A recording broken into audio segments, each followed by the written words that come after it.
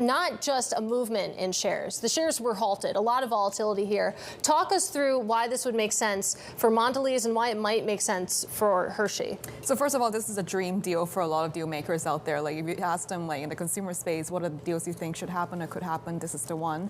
What really makes sense is that cocoa prices. It's a company and it's an industry that depends heavily on commodity prices. Cocoa prices has been going up, and both companies have been suffering. And on the other side, you have other industry trends like the GLP-1 that make people consume less and less sugar.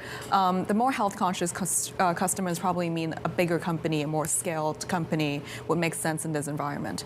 Again, but this deal actually has been attempted in 2016, so it's not the first time we've seen this. Well, and I think that's, for me, one of the most interesting things is the valuation, right? Because they tried this in 2016. I read in your story, in the nut graph, I believe, it says they walked away because it would have been $23 billion, right? But Hershey was worth 34 at the end of last week. So are they going to end up paying double what they would have then?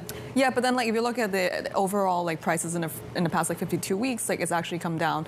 A lot of the trends that we have seen here is very different from 2016, and that's a pre-COVID world, that's a pre-Ozempic world, you know, all of that stuff. And then you also see a lot of potential hurdles in this situation as well. You could potentially see, you know, the Hershey Trust plays a huge role in whether this deal goes through. The trust owns almost all the Class B share, giving them like superior voting rights, and all of that like puts a very, very difficult hurdle on this deal. So this is a preliminary approach we should stress, and whether it happens, it still remains to be seen. Great point, of course, on the trust. Some interesting politics to work through there, if you want to call it that. But talk to us a little bit, too, about the regulatory landscape and the anticipated regulatory landscape when it comes to 2025 with the Trump administration back in office here.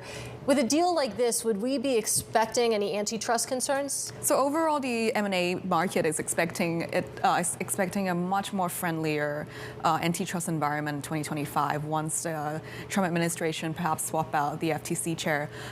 We haven't really. This is a deal that would, in a normal circumstance, attract antitrust reviews. So I don't think we're there yet. Like we said, it's a preliminary approach.